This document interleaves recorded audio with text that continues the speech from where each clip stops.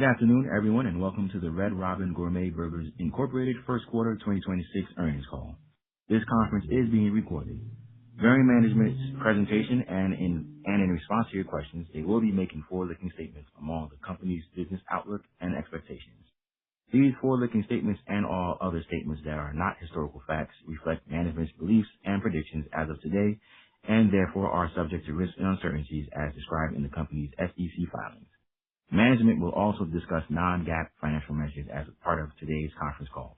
These non-GAAP measures are not prepared in accordance with generally accepted accounting principles, but are intended to illustrate alternative measures of the company's operating performance that may be useful. Reconciliations of the non-GAAP financial measures to the most directly comparable GAAP measures can be found in the earnings release. The company has posted its first quarter 2026 earnings release on its website at ir.redrobin.com.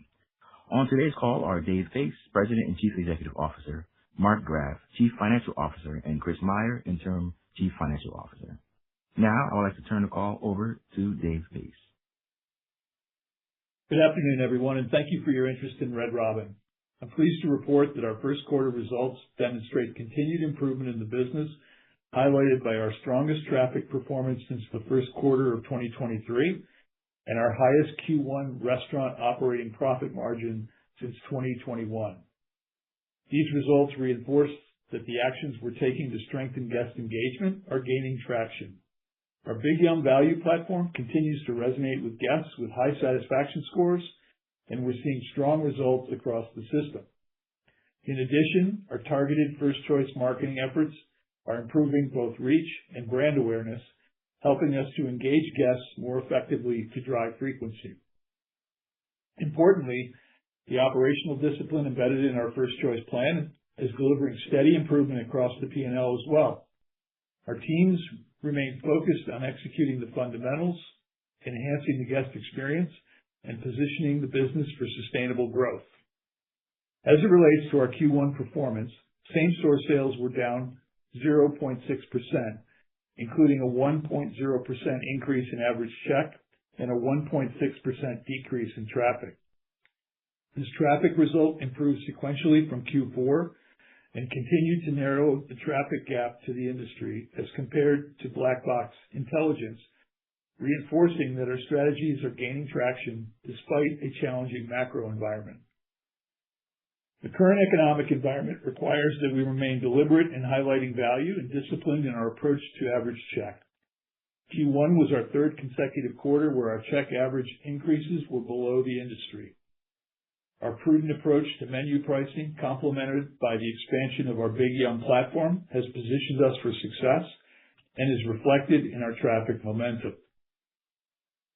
Turning to profitability, we're pleased with the continued incremental gains in four-wall efficiency, including a 50 basis points improvement in restaurant-level operating margin to 14.8%. This was our highest first quarter margin in 5 years. Our adjusted EBITDA was in line with our expectations, and we remain on track for our full-year objectives.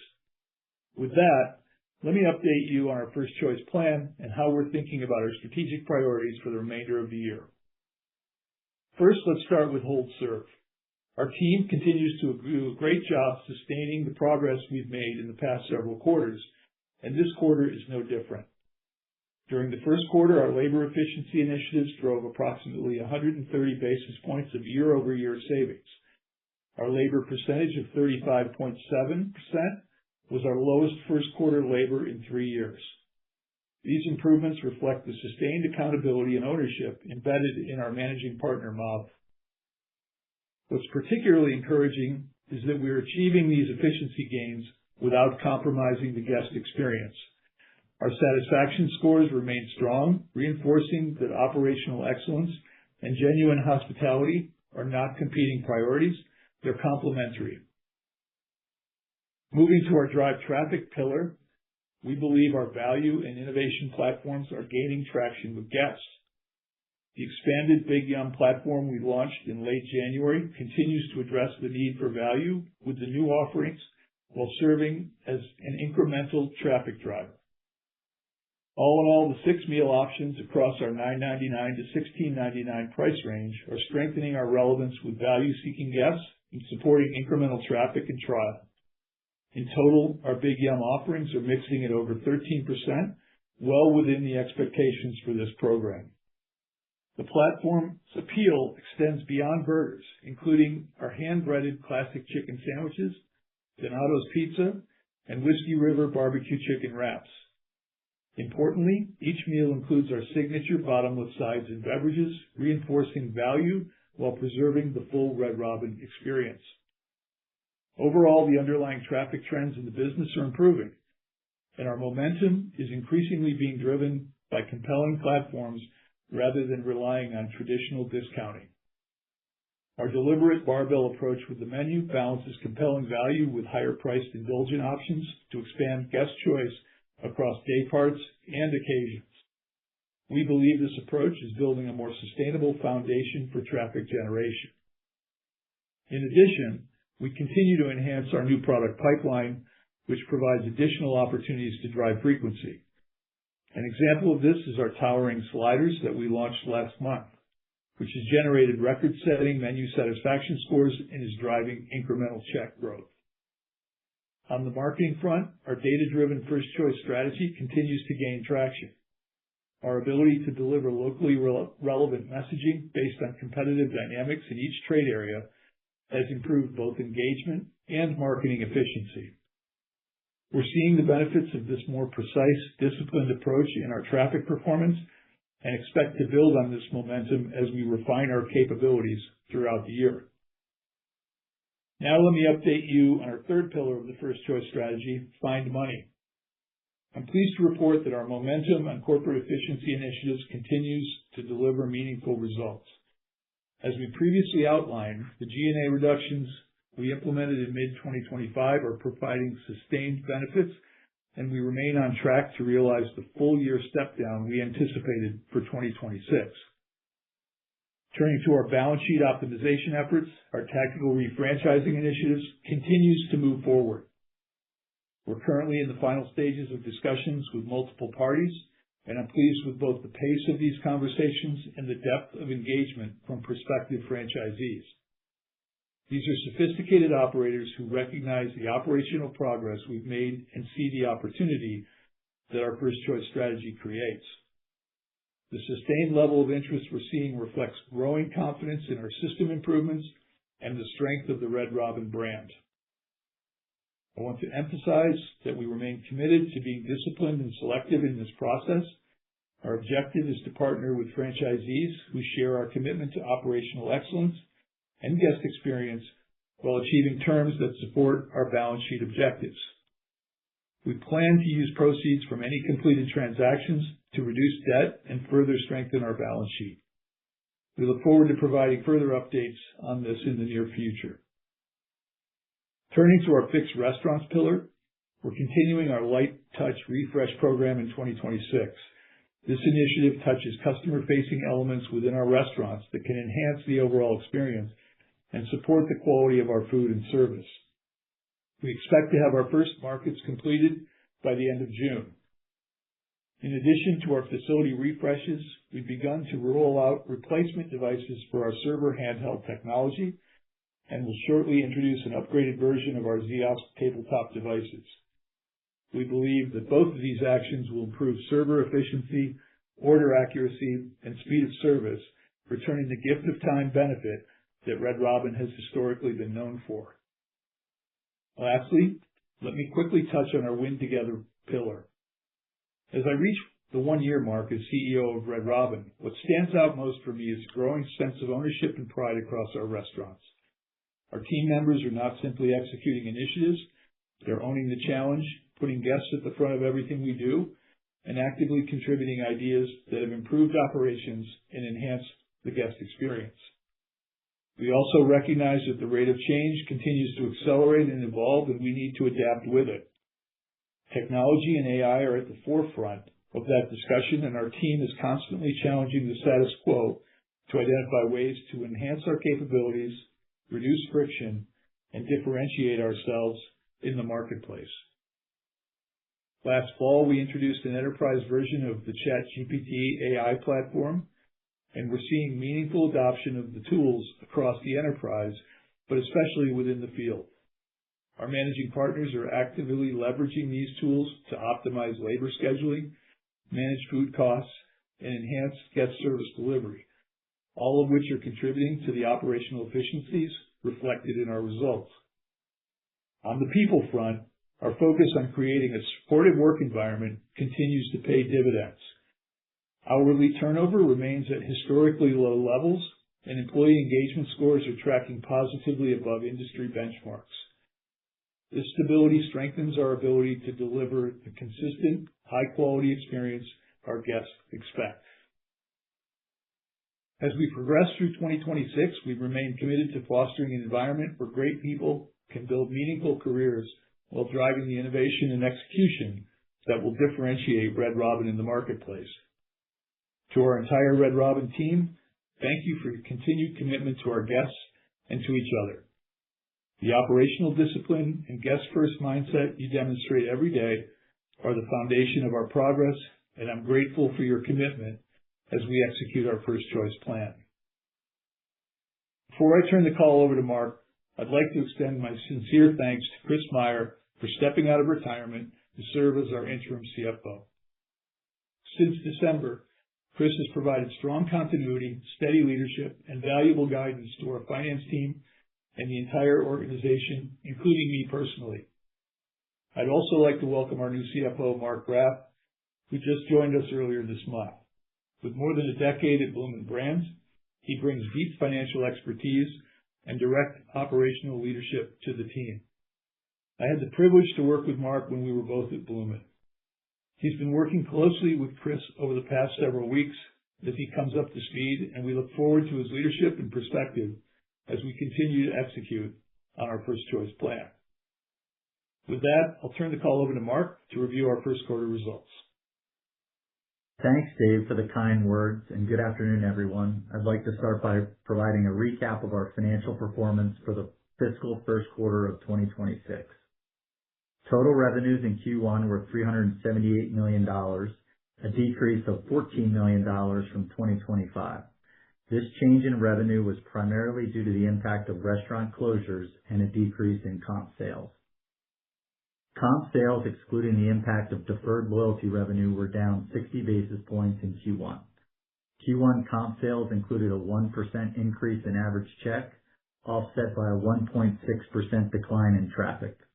The 1% increase in average check consisted of a 3.1% increase in price, offset by a 2.1% decrease in mix and discounts, driven largely by the impact of our Big Yum value offerings.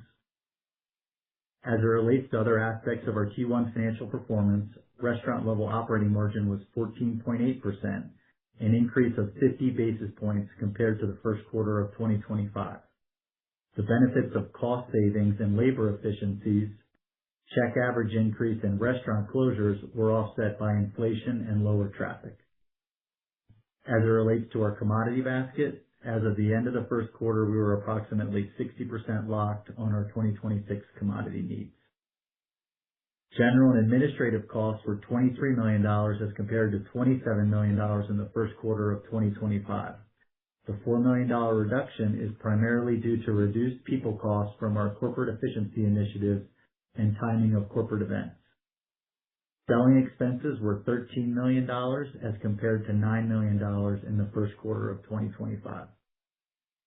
Adjusted EBITDA was $27.3 million in the first quarter of 2026, a decrease of $0.6 million versus the first quarter of 2025. As it relates to our balance sheet and capital structure, we ended the first quarter with $24 million of cash and equivalents, $10 million of restricted cash, and $17 million available borrowing capacity under our revolving line of credit. Turning to our outlook, we are maintaining the full year guidance for 2026. Please note that our outlook does not include any impact from the tactical refranchising initiatives. First, we expect comparable restaurant revenues to be between 0.5% and 1.5%, excluding the impact of deferred loyalty revenue. Second, restaurant level operating profit margin of approximately 13%. Third, we expect adjusted EBITDA of between $70 million and $73 million. Finally, we expect capital expenditures to be between $25 million and $30 million. In summary, our first quarter performance marked our continued improvement in our business fundamentals.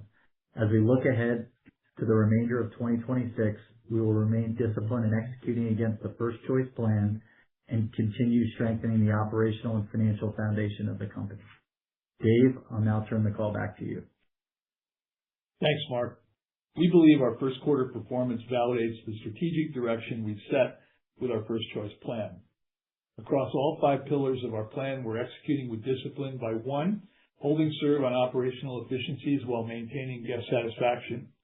2, driving traffic through our expanded Big Yum value platform and data-driven marketing. 3, finding money through our organizational efficiencies and our strategic refranchising initiative that will strengthen our balance sheet. 4, fixing our restaurants with targeted refreshes and technology enhancements. And 5, winning together by empowering our team members with the tools and culture they need to succeed. Combined, our strategy has not only improved our underlying traffic momentum and share gains relative to the industry during the first quarter, but also allowed us to better speak to our guests on what matters to them through the continued evolution of our targeted marketing initiatives. We believe we have the right team to make Red Robin a place that guests choose first, team members are proud to work at, and shareholders can rely on for sustainable returns. With that, we're happy to take your questions. Operator, please open the lines. Thank you. We will now be conducting a question and answer session. If you would like to ask a question, please press star 1 on your telephone keypad. A confirmation tone will indicate your line is in the question queue. You may press star 2 to remove yourself from the queue. For participants using speaker equipment, it may be necessary to pick up the handset before pressing the star keys. One moment please while we poll for questions. Our first question comes from the line of Alex Slagle with Jefferies. Please proceed with your question. Hey, thanks. Good afternoon, everyone, and congrats, Mark, and good to have you back. And Chris, it was certainly great having you back for a while as well. I wanted to just dive more into the acceleration in the same-store sales and traffic trends. And I mean, it seems like the new menu Big Yum deals were pretty big and maybe a little bit also from the targeted marketing efforts. But just seems like the trends really accelerated a bit more notably after the storms than I think we would have expected. So if you could kind of dig more into the Big Yum performance and maybe some of the other metrics, like the check performance certainly seemed pretty solid. Yeah. Hey, Alex, Dave. I'll start out and then I'll hand it over to these guys. I think you're right. I mean, we did see strength coming into the year. We saw a little bit of dip through the weather that everybody saw in the middle of the quarter, and then a nice rebound at the end. Combination of Big Yum, certainly the new menu launch that we put out performed as we had hoped or better than we had hoped across a number of different measures. So we felt good about the quarter, and I think you're right. Strong start, kind of choppy middle, and then strong finish. So I don't know if Mark or Chris, you want to jump on that? Yeah, the only thing I would add, hey, this is Chris, is I'd say from a marketing perspective, we did increase our spend year over year. We feel really good about that targeted marketing approach. We said on the last call we expect to spend more on marketing dollars pretty much every quarter of this year than we spent a year ago, and I think that we're going to continue on that track, certainly in the second quarter. Okay. And you know, on the cost, the labor efficiency was pretty impressive just given last year. I know there were some acceleration or a benefit, you know, that you started to see from the managing partner program and efficiency on that labor line. But I mean, are we starting to level out, or like, you know, are the turnover levels sort of down and stabilizing, or do you think there's more room to go on labor? Yeah, first of all, I think, you know, hats off to the ops team. They just did a heck of a job kind of tightening their belts, managing this much more effectively than we had in the past, and so they deserve a lot of the credit for this.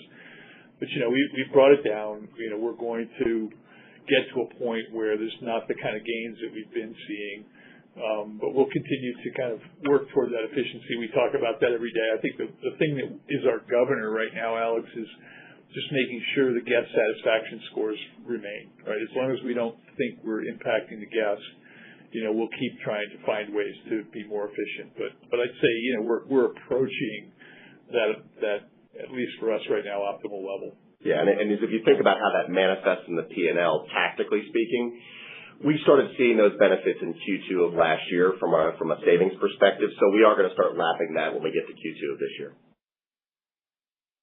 All right. Thanks. Congrats. Thanks, Alex. Thank you.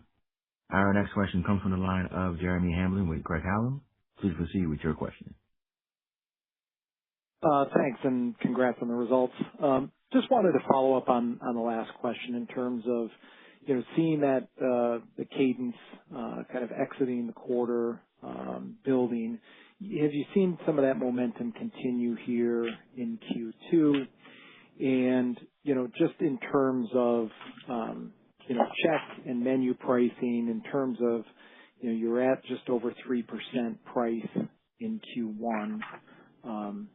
How do you think about price as it plays out through the rest of 2026? Yeah, I think in terms of trends as we came out of Q1, Q2 is looking a lot right now. But it's early days yet, at least P5 for us. I think in terms of pricing for the rest of the year, I'll let maybe Mark, if you want to talk to that. Yeah, we're still in that 3.5% range. Yeah. So that's been pretty consistent. We had very little rollover from last year. Got it. And then in terms of additional menu item initiatives and how you're thinking about menu innovation in combination with some of the marketing efforts, right? So $4 million year-over-year increase in marketing spend in Q1, clearly in casual dining, capturing attention on social media and digital marketing has been key to driving traffic. I think this is the best quarter on traffic like in 3 years for you guys as well. But do you lean in a bit more? Do you lean into value a bit more as it's had success and is mixing well? How should we think about the interplay of those two things? Well, I think you just touched on it. Your last word of interplay is exactly what's going to happen. Is there is going to be an interplay. We're going to try and continue to innovate. The consumer is obviously interested in value messaging and value offering across the category these days.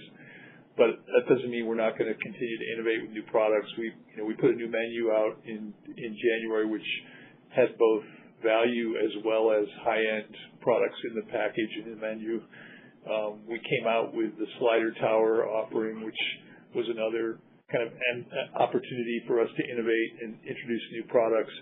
And we're continuing to look at, what's the next round of the value platform? What does that look like as we go forward? So all of those things are going, Jeremy. I don't think it's going to be, one end or the other. I think we're going to constantly be trying to say, what's the value hook, and then what are the other product offerings that we can add to the menu or introduce as LTOs? Understood. Last one for me, just in terms of the units. Did you have any store closures in Q1? I think you said you were looking at about maybe 20 for the year. But just wanted to understand what you did in Q1, how we should be thinking about the cadence for 2026, and what the expected impact might be on revenues and EBITDA. Yeah, I'll let Mark or Chris talk about impact on revenues and EBITDA, but 6 was the number in Q1, and that'll kind of play out relatively equally across quarters for the balance of the year. And in terms of impact, and those you want to take on, Mark? On the sales front, we did have some closures last year. So if you kind of combine that with the expectation of this year, it's close to $40 million from the sales perspective. And it's kind of a mixed bag on the RLOP side, which, it'll be pretty neutral from that perspective. Yeah, Jeremy, the other thing, just to clarify, I said that it's going to play out about the same as it did in Q1. I said 6 in Q1, but I think your point about 2021 for the full year is right. It's just going to be spread equally relatively over the next 3 quarters. Understood. Thanks for the color and best wishes. Thanks, Chairman. Thank you. And just as a reminder, if anyone has any questions, you may press star 1 on your telephone keypad to join the queue. Our next question comes from the line of Mark Smith with Lake Street Capital. Please proceed with your question. Hi, guys. Wanted to ask about commodities a little bit. Sounds like, I think you guys said you've got 60% locked right now through the end of the year. Maybe walk us through, opportunities to continue locking stuff, and especially as we look at beef, kind of where you're at, what's on contract, and when things come up, and what maybe we could look for potential inflation this year. Yeah, I mean, from an overall basket perspective, we're still in that kind of 3.5% range, and so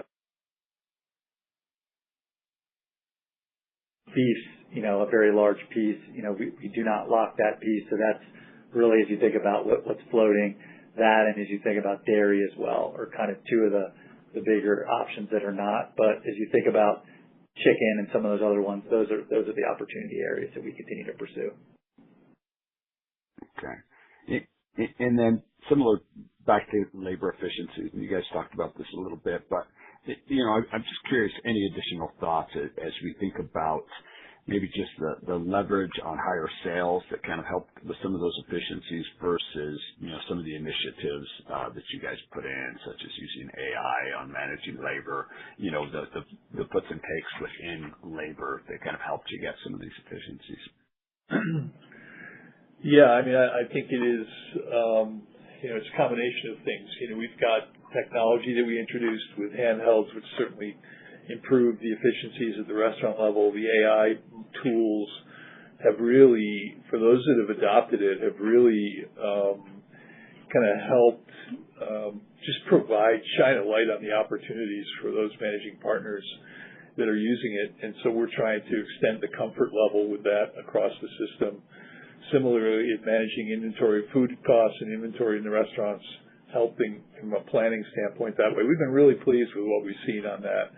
And, you kind of keep tightening the labor matrix and targets for the operating team, and they keep hitting it. And so I give them credit for their, approach to this thing. But I do want to be conscious of the guest impact, and I don't ever want us to go so far that it negatively impacts the guest. And so we're being pretty careful about how we watch that. Perfect. The last one for me is really, I think last quarter you guys quantified a little bit around Big Yum mix within dine-in. Are you able to do that? Anything that you can say or quantify around maybe how Big Yum trended and mixed during the quarter?